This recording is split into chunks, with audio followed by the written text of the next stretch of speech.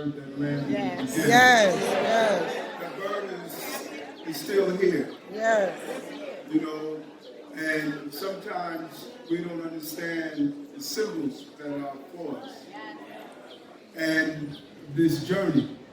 And it was extremely instructional to have Reverend Daughtry give the history, because there's a lot of youthful, energetic energy that is around right now. And somehow we have incorporated this belief that not to understand how we got here. I'll never forget Reverend Daughtry, G.T. Wade-Wusi, Sam Penn. Yes, There was a meeting that we had at one of the churches, and I'm not sure if it was Randolph Evans or one of the issues around policing. It could have been even back when Clifford Glover, the 10-year-old young child that was shot in South Jamaica, Queens, or Arthur Miller. As a matter of fact, I believe it was Arthur Miller. And we were all inside a meeting.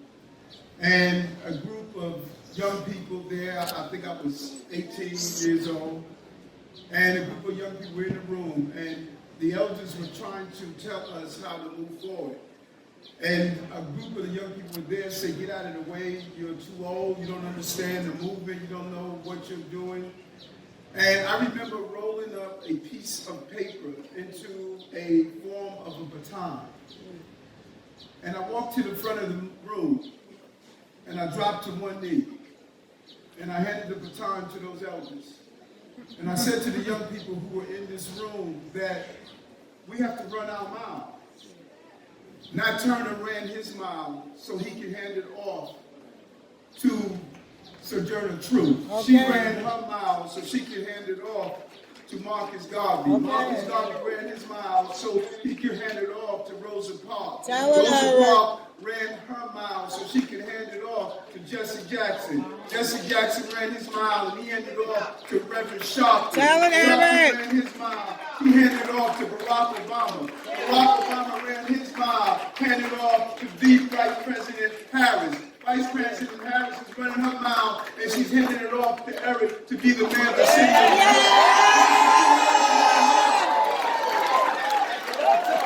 And you become so arrogant and so ruthless in your state of existence, believing this is a 50-yard dash, and just because you are new to this, that you all of a sudden understand the learning experience of every mile. No, slow down. Understand who have already run the mile. Learn from them. Build on what they've done. Don't start from scratch again. What is the purpose of running these miles just for you to come and partner with those who don't look like you and give you an agenda that you want to start following? Stop the silliness.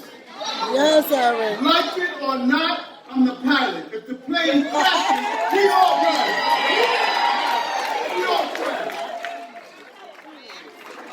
So if you sit in first class or row 79D, I got to land this plane. So we need to stop all the madness. Don't look at what you disagree with. Look at what you agree with. Look at the fact that I'm the only man in history that has done and put in place dyslexia screening for all of our children, so 30% of our prisoners are not going to be dyslexic. The only man in history that is doing dyslexia screening in our jails, so when our young people come home, they're coming home to opportunities, not to be part of the revolving door system. Only man in history that is putting billions into child care so our mothers can have adequate child care for their children. Only man in history with 100,000 summer youth jobs and pushing for 100% paid internship program. Never kept it a secret. Never stood back and said, once I become mayor, I'm going to become a different person. You don't dedicate your life on fighting on behalf of liberation and then all of a sudden turn down and act like you want to be on a plantation. That's not who I am. That's not who I am. Now don't get caught up in all the noise, all the distractions, all the people say what you want, you can write what you want, you can do what you want, but I'm the mayor.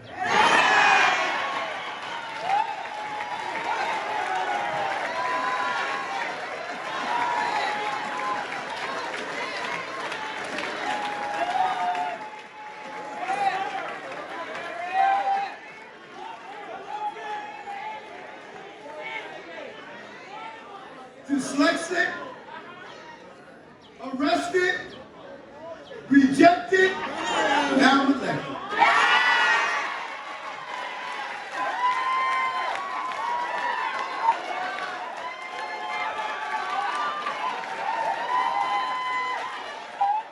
So what does that say?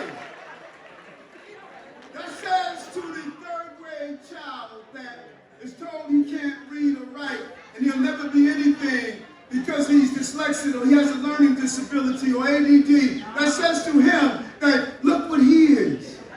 That says to the young person who I spoke with the other day when I was on Rikers Island talking to those graduates who got their degrees and want to do something with their lives. Where you are is not who you are. That jail cell is not who you are. Who you are is when you come out and motivate yourself. And so what we're going to do, we're going to put the resources in place so that they're able to believe in themselves. My election is a symbol. It's not me. It's not Eric Adams becoming mayor. It is a symbol of the possibilities in this city. We're going to unleash the possibilities. And trust me when I tell you, as Archbishop Desmond Tutu once said, that we spend a lifetime pulling people out of the river. No one goes upstream and prevent them from falling in the first place. Now ask yourself why. Who are we pulling out of the river downstream? Black and brown people. And so the mindset is, people are making paper off of pulling us out of the river. So what I'm doing, I'm not threatening the people who are being pulled out of the river. I'm threatening the profits that people make from pulling us out of the river. See, because if you invest in foster care children upstream, then they don't fall in the river, and you pull them out downstream for mental health illnesses and other crises. If you invest in dyslexia screening upstream, you're not pulling them out downstream because they are arrested. If you invest in healthcare upstream, then you're not allowing our mothers to have surgery, removing body parts, losing their sight. If you invest in maternal health upstream, then you won't have black women dying 12 times the rate of white women for maternal morbidity. If you take this game upstream, then you're not going to be wasting money downstream, and you're taking money out of the pockets of people who have been eating off of us because of the dysfunctionality of a downstream environment. This is about the profitizing of poverty. And why do you go anywhere in this country, Chicago, Los Angeles, Washington, St. Louis, no matter where you go, why is it the same people experiencing the same thing? So that's all the attacks, folks. All those attacks you see is I'm messing with people paper. And so everybody's not going to be with us. Some people that even look like us are going to attack us. And you just got to say for me, from the bottom of my heart, you got to say, Negro, if you're not with Eric, you need to get out of the way. Just get out of the way.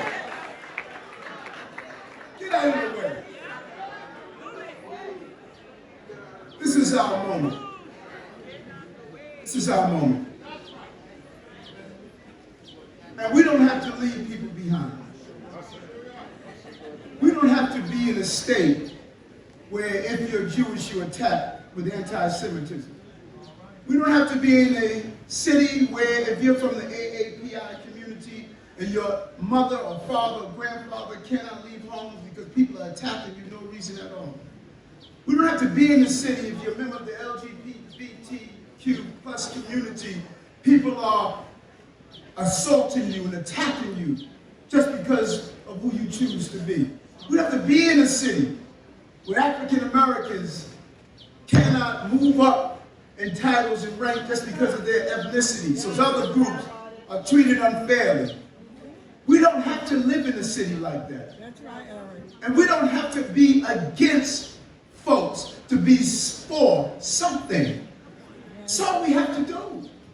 We are in this together. We're in the same plane together. Using the metaphor from my sister, Lori Cumber. We're in the same plane together. COVID showed us. If the plane crashed, we're all going down. Don't be that crazy passenger that want to destroy the pilot without realizing he's on it also. You cannot destroy me without destroying yourself. That's what this moment is about. Don't be so angry that you are going to become so destructive to destroy what we are trying to accomplish. And we are moving in the right direction. We are winning. We are winning. 100,000 new jobs in the first quarter. Hotels are returning with their occupancy to hire HTC union workers. Tourism is coming back to the city. Just the other day, we had 350-something thousand people in Times Square. People are getting back into the offices. People are getting back on our subway system. The energy is returning to the city. We are winning. Don't allow the naysayers to let you believe because you have a successful black mayor that's doing the right thing. We took our bond rating from stable to optimistic because we're making the right decision with our budget. Your tax dollars. We're winning, New York. And we're going to become the symbol for this entire country on how to do it right and how to get it right without leaving anyone behind. And I see many of your faces. You've been here from the start. Never gave up. Always stated that Eric was with you. I don't know how many years I've known Dr. Charles. All these years, side by side, George Holt. So many of you said that we believe in the mission. We believe in accomplishing the task. This is a difficult task. You know what? I'm not always going to get it right. Yes. I tell people from the start, I'm perfectly imperfect. Perfectly imperfect. But I'm dedicated. And the years of dedication, you can all go back and see. I have publicly lived a life of improving the lives of New Yorkers. Amen. Publicly. And this is the moment when all of it comes together. All of our prayers, all of our hopes, all of our dreams. You know, last year before taking office, I took the trip to Ghana and went into the dungeons. And I saw those spaces where our ancestors spent months living in their own ways, not seeing sunlight.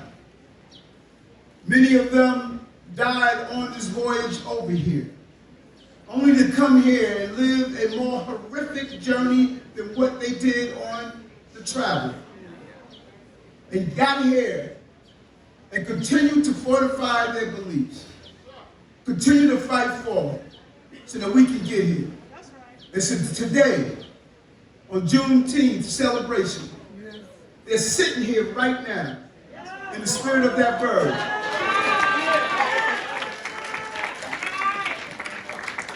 And they want us to know they're proud of us. We could have been broken. We could have been torn apart. We could have just threw up our hands and we could have given up. But instead, we kept moving forward. We are here because they were there. Amen. Yes, it took 2.5 years from the time of slavery, the Emancipation of Proclamation being signed, to Galveston finally getting the word and free. But in all sincerity and honesty, we still aren't free. Physically off the plantation does not mean you are free. Let's free ourselves from the things that are binding us to the past. This is our moment. The year that this mayor made Juneteenth a citywide holiday. This year, that this mayor is going to continue to knock down those barriers that prevented us before. Now it's our time to use this opportunity. Think about it for a moment. We have a person of color that's man. We have an attorney general that's of color. We have a public advocate that's of color. We have the leader of the assembly that's of color. We have the leader of the Senate that's of color. We have one of the most powerful men in Washington, D.C. that's heading the Democratic Conference that's of color. We have all of this chocolate.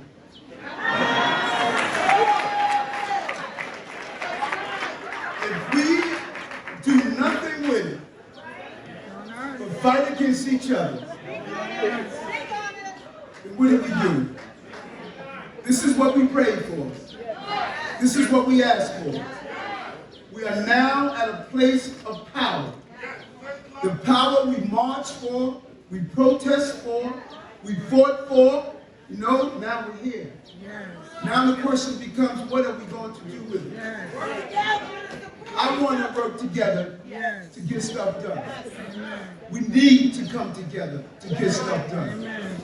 This Juneteenth, let's rededicate ourselves to the upliftment of all that we fought for. And I cannot thank you enough for believing, never surrendering, and allowing me to run my mile so I can pass the baton on to the next person in the relay. God bless you.